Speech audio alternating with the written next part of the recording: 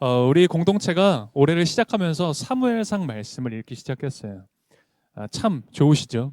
저도 사무엘상 말씀 올해 말씀으로 주신 줄 믿고 읽고 있는데 참 감사하고 은혜가 되더라고요. 저도 한 주 열심히 이 시심 통해서 묵상하고 또 읽어보고 있는데 근데 제가 좀 엉뚱한 생각을 이 말씀을 읽으면서 좀 했어요. 여러분들은 그런 생각 하실지 모르겠는데 저는 꼭 이 말씀을 읽다가 묵상하면 묵상할수록 좀 엉뚱한 생각할 때가 있는데 특별히 2장 읽을 때 이런 생각이 들었던 거예요. 이 무능한 것도 죄가 될까? 우리 그런 생각 가끔 할 때 있잖아요. 근데 무능한 게 죄일까? 이런 말, 이런 생각할 때 있는데요. 제가 사무엘상 2장을 읽는데 그런 생각 들었습니다. 여러분은 어떻게 생각하세요? 무능한 거 죄일까요? 무능함 죄 될까요? 그래서 제가 좀 찾아봤습니다. 우리 사회 일반 법학에서는 이 죄를 어떻게 정의하고 있는가? 그래서 제가 좀 띄워드릴게요. 이렇게 얘기를 하더라고요. 고의 또는 과실에 의한 불법적 행위로 이 죄가 구성이 된다라는 거예요. 그래서 여기에 의하면 무능한 거는 죄의 요건은 아닙니다. 그러니까 죄라고 보기에는 좀 어려운 거죠, 무능함은. 그런데 우리가 너무나 잘 알다시피 경험하고 있다시피 이 무능한 건 때로는 죄를 범한 것보다 더 악영향을 미치기도 하고요. 그리고 더 사람들이 힘들게 하는 상황을 만들어냅니다. 뭐 예를 들어 기업의 한 오너, 그러니까 리더가 무능하면요. 차라리 범죄를 저지른 게 나을 뻔한 일들도 벌어져요. 왜냐하면 리더가 무능해서 잘 기업을 회사를 이끌어가지 못하면 아주 큰 손해를 보는 일들을 만들어내거든요. 아마 여러분들이 직장에서 사회에서 여러분의 생활 일터에서 아마 그런 경험들 해보신 적 있을 겁니다. 더군다나 한 나라의 지도자는 더 그러겠죠. 한 나라의 이 지도자 리더가 잘못된 판단을 해서 정책적으로 잘못된 선택을 해버리면 이거는 이 손해는 천문학적인 그 가치에 이른다라고도 이야기를 해요. 그러니까 이 무능한 거는 죄를 지은 것처럼 혹은 죄를 지은 것보다 더 심한 결과를 만들기도 하고 이 무능함 때문에 아주 악영향을 우리가 받을 때가 있다라는 거죠. 어쨌든 이런 뭐 부정적인 측면은 있겠지만 이 실정법 안에선 죄가 아닙니다. 무능은 죄는 아니에요. 우리가 진짜 궁금한 건 실정법이 아니잖아요. 진짜 궁금한 건 그럼 하나님의 법에는 어떨까? 이게 궁금합니다. 여러분 하나님의 법에 있어서 이 무능함은 죄일까요, 아닐까요? 하나님의 법에 있어서 죄의 구성 요건은 아까 우리 읽었던 것처럼 어떤 고의나 과실에 의하지 않습니다. 하나님 법에 있어서 죄는 순종의 결여, 순종함에 작용합니다. 우리가 성경을 읽어보면요, 많은 사람들이 하나님의 그 말씀과 명령에 순종하지 않아서 벌을 받습니다. 하나님 말씀을 지키지 않아서 그것이 죄가 되었다라고 성경은 기록하고 있죠. 그 대표적인 사람이 우리가 이제 나중에 볼 사울 왕입니다. 이 사울 왕이요, 하나님이 세우신 왕으로 나라를 잘 다스렸습니다.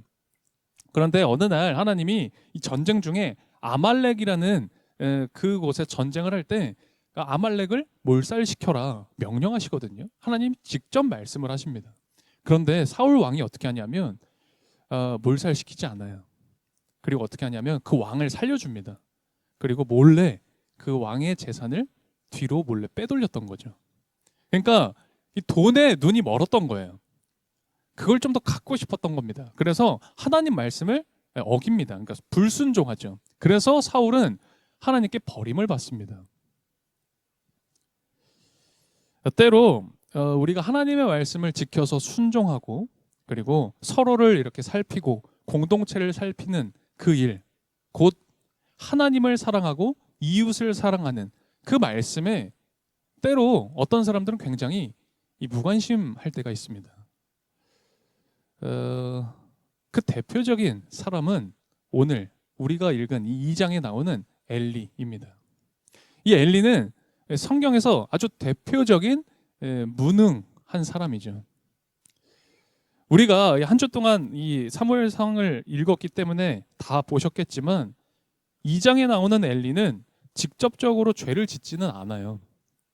엘리가 죄를 짓진 않습니다. 대신 이 무능함이 있어서 엘리는 너무 무능하여서 이 집안을 살피지 못합니다. 그리고 자신의 아들들이 죄를 짓고 있는데 그걸 그대로 둬요. 그리고 심지어 이제 자신의 아들들이 죄를 지어서 피해를 본 사람들이 생겼는데 그 사람들을 구제해 주지도 않습니다. 그러니까 엘리는 자신의 가정도 그리고 이스라엘 일 나라도 혼돈 가운데 그냥 이렇게 방치해 버려요. 엘리가 직접 죄를 지은 건 아닌데 그런데 하나님은요 그 무능한 엘리에게 책임을 물으시죠. 그리고 심판을 하십니다. 그런데 여기에 이 상황에 우리가 좀 눈여겨볼 만한 특징 한 가지가 있어요. 그게 뭐냐면 엘리가 어쨌든 심판을 받을 상황이 됐는데 하나님이 엘리에게 직접 말씀을 안 하세요. 왜 다른 성경들 보고 다른 사람들을 보면요 이 죄를 짓고 심판을 받을 때 직접 말씀을 하시거든요. 그런데 하나님이 유독 엘리에게는 직접 말씀을 안 하세요. 27절을 보게 되면 한 사람이 나옵니다. 이름 모를 한 사람이 나오는데요. 27절 한번 보실래요? 제가 읽어드릴게요. 하나님의 사람이 엘리를 찾아와서 말하였다. 이름 모를 한 어떤 하나님의 사람이 대신 하나님의 심판을 당신이 받게 될 거다라고 찾아와서 대신 얘기를 해준 거예요. 또 이후 3장, 이 3장을 보면요 어린 사무엘이 나옵니다. 엘리 집안 그 가문에서 제사장 교육을 받는 그 어린 사무엘이 대신 엘리에게 찾아와서 엘리가 심판을 받을 거다라고 전해주죠. 이런 상황들은 하나님이 이 무능한 엘리를 더 이상 지도자로 제사장으로 하나님의 사람으로 이제 더 이상 쓰시지 않겠다라는 거예요. 보십시오. 어린 사무엘도 하나님의 음성을 들어요. 그리고 이름 모를 어떤 한 사람도 하나님의 음성을 듣고 찾아왔습니다. 그런데 대제사장, 이스라엘의 지도자라고 하는 사람이 하나님의 음성을 듣지를 못해요. 최고 지도자라고 하는 이 엘리의 체면이 이거 말이 아닌 겁니다. 그러니까 말 그대로 정말 무능했던 어떤 모습을 잘 보여주고 있죠. 오늘 이러한 상황, 이런 이야기를 통해서 저는 오늘 여러분과 이 두 가지에 대해서 좀 생각해 보고자 합니다. 먼저 첫 번째는요. 하나님의 사람은 무능할 수 없다라는 겁니다. 하나님의 사람은 결코 무능할 수 없습니다. 왜냐하면 우리 하나님이 무능하지 않기 때문이에요. 우리가 찬양으로 또 기도로 또 내 개인적인 고백으로 또 말씀의 기록을 통해서 고백하는 하나님이 어떤 하나님입니까? 능력의 하나님이죠. 모든 것을 이루시는 하나님, 능력의 하나님을 고백합니다. 물론 여러분과 저는 무능할 때가 있습니다. 무능할 수 있죠. 너무나 당연합니다. 우리는 연약할 때가 있습니다. 그러나 우리 하나님은 능력의 주님이세요. 지력이 우리 부족할 때가 있습니다. 지력이 무능할 때가 있어요. 또 육체적인 어떤 능력도 부족할 때 당연히 있죠. 또 뿐만 아니라 선천적으로 연약한 사람들도 있습니다. 경험이 부족한 사람들이 있죠. 너무나 당연합니다. 그러나 우리 하나님은 능력의 하나님이세요. 그래서 그를 믿을 때, 그 하나님을 믿을 때 하나님은 우리에게 그 능력을 주시고 우리를 결코 무능한 사람으로 내버려 두지 않으신다라고 하죠. 그게 우리 고백 아닙니까? 그래서 시편 68편을 보면 이렇게 고백을 해요. 제가 앞에 적어놨는데요. 함께 한 목소리를 읽어보겠습니다. 그는 당신의 백성에게 힘과 능력을 주시는 분이시다. 하나님을 찬양하여라. 아멘. 우리들을 하나님의 그 유능한 뜻을 따라서 우리를 이끌어 가세요. 우리는 부족하지만 그 유능하신 하나님의 뜻을 따라서 우리를 이끌어 가세요. 그게 뭐예요? 그게 곧 우리가 이야기하는 성령의 인도하심이죠. 그래서 우리를 결코 무능하게 내버려 두지 않으시죠. 우리가 교회에서 이야기할 때 그 입에 달고 얘기하는 얘기들이 있어요. 몇 가지 맥락의 이야기들이 있는데 그 중에 가장 많이 하는 이야기 중 하나가 뭐냐? 우리 방식으로 일하려고 하지 말고 하나님께 좀 맡겨라. 이런 얘기 많이 하잖아요. 우리가 계획하면 하나님이 그거 비웃으신다. 다 모든 것 하나님께 내려놓고 하나님께 맡기고 하나님 따라가자. 하나님 다 이루실 거다. 우리 이런 고백 많이 합니다. 여러분, 우리가 이런 고백을 왜 합니까?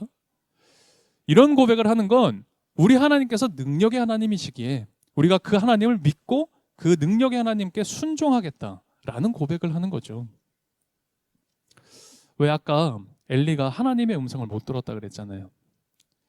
그냥 자기는 아무것도 못 듣고 있는데 근데 이름 모를 어떤 사람은, 그리고 이제 막 나에게 배우기 시작한 아주 나이 어린 아무것도 모르는 어린 사무엘은 와서 하나님의 음성이라고 이야기를 하는 거예요. 그랬었잖아요. 왜 엘리는 하나님의 음성을 못 들었을까? 여러분, 그럼 누가 하나님의 음성을 들을 수 있을까요? 여러분, 오늘 이거 하나만은 꼭 기억하십시오. 오늘 내게 주어진 말씀이 있어요. 오늘 나에게 주어진 말씀에 잘 순종하는 사람이 하나님의 음성 듣는 겁니다. 이 순종의 레코드가 있는 사람이 하나님의 음성을 듣는 거라고요. 우리 시편에 이런 고백도 있어요. 너무나 유명한 구절이죠. 주의 말씀은 내 발의 등이요 빛이니이다. 이거는 너무나 우리가 잘 아는 그런 말씀 구절이잖아요. 주의 말씀은 내 발의 등이요 빛이다. 여러분, 근데 그 빛이 어떤 빛이에요? 멀리 비추는, 저기 멀리까지 비추는 빛이 아니에요. 그 빛은 바로 내 코앞을 비추는 등이에요. 왜 요셉한테 그랬어요? 요셉도 그랬습니다. 요셉이 억울하게 누명을 썼단 말이에요. 그래서 감옥에 갇히고 그리고 노예 생활을 하게 됩니다. 그렇게 노예 생활 힘겹게 하루하루 살아가고 있는데 하나님이 딱 오셔서, 야 요셉아, 내가 지금은 너 노예로 이렇게 두고 있지만 내가 나중에 애굽의 총리로 만들 각본 가지고 있어. 걱정하지 마. 그러시지 않으셨어요. 요셉은 어떻게 하죠? 그저 노예라는 아주 비참한 오늘이지만 그 오늘 나에게 주시는 말씀에 매일매일 순종하면서 그 하루를 살아갔던 거예요. 그래서 요셉은 나중에 애굽의 총리가 되었을 때도 하나님의 말씀에 순종하면서 살아갔던 거죠. 요셉은 그래서 하나님의 음성을 들었던 거예요. 우리가 하나님의 뜻이다라고 얘기를 하면요, 이거 너무 거창해요. 내가 어떻게 하나님의 뜻을 알겠어 라는 생각까지 들죠. 그리고 하나님의 뜻 하면요, 굉장히 멀리 있는 아주 장기적인 일들이라고 생각을 합니다. 근데 사실 그렇지 않아요. 오늘 나에게 주시는 말씀이 있거든요. 오늘 우리에게 주시는 그 말씀, 거기에 내가 진실하게 순종하는 것, 그게 하나님의 뜻인 거예요. 그게 하나님의 뜻을 이루어 나가는 겁니다. 여러분, 이게 유능한 거예요. 이게 유능한 거라고요. 그래서 여러분과 저는요, 다 부족합니다. 너무나 사실은 연약하죠. 그렇지만 결코 무능하진 않습니다. 여러분, 하나님을 가까이 하시고 하나님의 말씀을 순종하세요. 여러분, 그렇게 유능하게 사십시오. 그게 진짜 유능입니다. 그리고 오늘 또 한 가지 살펴볼 이야기는 바로 이겁니다. 여러분, 엘리가 어떤 사람이었죠? 엘리가 제사장이었습니다. 근데 그냥 제사장이 아니었어요. 대제사장, 최고 지도자였습니다. 근데 오늘 우리 엘리가 어떤 모습이었는지를 사실 봤죠. 죄 가운데 거하는 모습을 봤습니다. 여러분, 이것이 우리에게 전하는 이야기가 뭐예요? 여러분, 직분은 믿음의 크기를 보장하지 않습니다. 직분이 우리 믿음을 보장해주지 않는다고요. 여러분, 목사나 혹은 장로님이나 혹은 집사님이라서 믿음이 크지 않죠. 우리 교회에 있는 저런 어린아이들이라서 혹은 이제 막 어떤 신앙생활을 막 시작한 어떤 새가족 분이라서 믿음이 작은 거 아닙니다. 여러분, 엘리를 보세요. 절대 직분이 믿음을 보장하는 것이 아닙니다. 여러분, 대제사장이었던 엘리, 그 이스라엘 나라의 최고 지도자라고 하는 종교 지도자라는 사람이 한나보다 믿음이 커 보이지 않잖아요. 엘리의 아들들은 어떻습니까? 엘리의 아들들은 이 당시 최고의 종교 엘리트 코스를 밟은 정말 신앙의 엘리트들입니다. 그런데 그 어린 사무엘보다 못하죠. 사무엘, 지금 아주 어린 시절 엘리의 집에 왔습니다. 인간적으로 어린 사무엘을 보면요, 사무엘은 아직이에요. 아직입니다. 아직 많이 배워야 되고요. 아직 성장해야 될 시간들이 많이 남아 있었습니다. 그런데 그 어린 사무엘, 하나님이 보시기엔 누구보다 사랑스러웠고, 그리고 사람에게, 하나님에게 많은 은총을 받았다. 오늘 말씀은 그렇게 기록하고 있죠. 오늘 평화 우리 공동체에도요, 저보다, 이 목사보다 더 믿음이 좋은 성도님들이 계십니다. 여러분, 직분이 믿음의 크기를 보장해 주지 않습니다. 우리의 직분이 하나님 앞에 나의 믿음을 보장하지 않는다고요. 그럼 직분이 뭔가요? 직분이라는 걸 받을 필요가 있나요? 그런 의문도 드실 것 같아요. 여러분, 직분은요, 우리가 가는 이 믿음의 길에서 일탈하지 않도록, 내가 가는 이 신앙의 길에서 일탈하지 않도록 나를 보호해주는 옷과 같은 역할을 합니다. 우리 남자 형제들은 다 경험하셨을 텐데, 우리 군대 가면 군복이 있습니다. 네, 군복 입을 때는요, 총도 듭니다. 훈련도 받습니다. 요즘처럼 이렇게 추울 때 혹한기 훈련 받습니다. 네, 형제분들 기억나시죠? 텐트 치고 밖에서 잤던 거. 그런 훈련 받아요. 군복 입었을 때는요, 거기에 맞는 자세와 태도가 나옵니다. 거기에 맞는 삶의 자세를 가지고 살아간다고요. 연초라서 아마 운동들 좀 하실지 모르겠어요. 헬스장 이렇게 끊고 등록하시는 분들도 계실 텐데, 여러분, 헬스장 가면요, 몸 좋은 그런 형제들, 남성분들이요, 굉장히 보기 아슬아슬한 얇은 끈으로 된 나시 같은 거 입고 운동하시는 분들이 계세요. 몸 좋으신 분들이요. 이게 그냥 이렇게 봤을 때는 저도 같은 남자인데 가끔 좀 민망할 때가 있어요. 왜 굳이 저렇게까지라고 생각할 때도 있었어요. 그런데 그 옷을 입는 이유가 있대요. 왜냐하면 이게 몸에 걸리지 않는 형태의 옷이라서 아주 바른 자세로 운동하게 해준대요. 그 어떤 옷보다 운동을 편하게 집중해서 할 수 있게 해준다. 그래서 입는다 하더라고요. 그래서 나시를 입는 거래요. 마찬가지예요. 사람이 입은 옷은요, 그 사람이 어떤 사람인지를 드러내줍니다. 그 사람이 어떤 사람인지를 나타내는데요, 직분도 마찬가지인 거예요. 옷은요, 사람의 이 태도와 자세에 영향을 줍니다. 직분도 똑같아요. 제가 수요 시심에서, 그리고 오늘 주일 예배 다시 한번 여러분들께 질문 드리고 싶어요. 오늘 여러분은 어떤 옷을 입고 살아가는 존재입니까? 여러분은 어떤 옷을 입고 살아가세요? 질문을 더 바꿔볼까요? 여러분은 어떤 직분을 받아 살아가는 존재입니까? 여러분과 저는요, 그리스도의 옷을 입은 사람들입니다. 여러분과 저는 그리스도의 직분을 받은 사람이라고요. 그래서 로마서 13장 14절에서는 우리에게 이렇게 전합니다. 우리 한번 같이 읽어볼까요? 앞에를 보고 함께 읽도록 하겠습니다. 주 예수 그리스도로 옷을 입으십시오. 정욕을 채우려고 육신의 일을 꾀하지 마십시오. 아멘.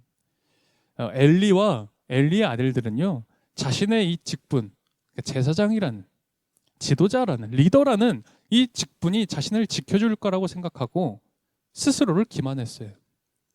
그리스도를 옷 입은 게 아니라 뭘 옷 입었어요? 그들은 정욕을 옷 입고 살아갔던 거죠. 자신이 입은 이 제사장이라는 옷, 신앙이라는 이 옷이 얼마나 소중한 가치인지를 몰랐죠. 그래서 믿음을 지키고 살아가는 일, 그리고 자신이 맡은 그 말씀에 순종하는 일을 실패해버리고 말았어요. 그러나 어린 사무엘은 어땠습니까? 에봇을 입었죠. 제사장으로 옷을 똑같이 입었습니다.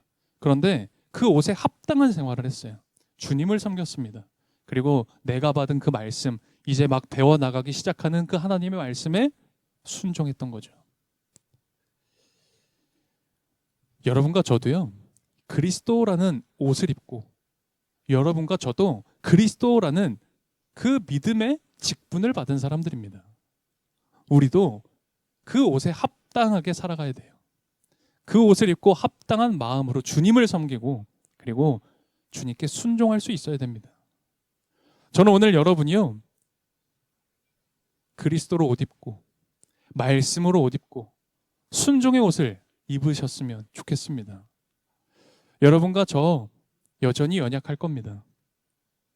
또 나 분명 그리스도에 입으면 괜찮을 텐데 라고 생각했지만 여전히 미완의 모습을 드러내며 살겠죠.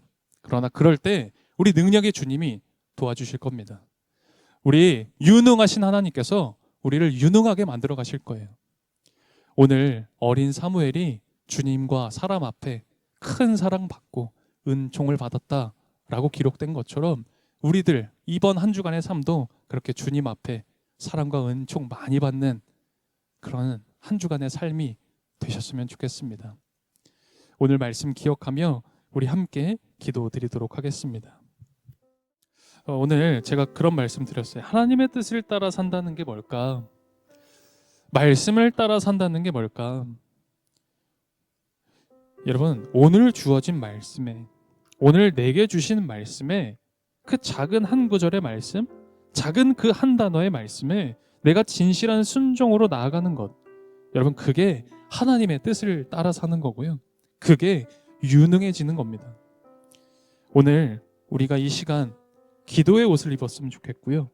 순종의 옷을 입고 주님께 나아갔으면 좋겠습니다. 우리 조용히 침묵으로 또한 묵상으로 함께 기도하며 나아갑시다. 주님, 우리가 그동안 엘리와 그 아들들처럼 겉모습만 가진 사람들이었음을 부끄럽게 고백합니다.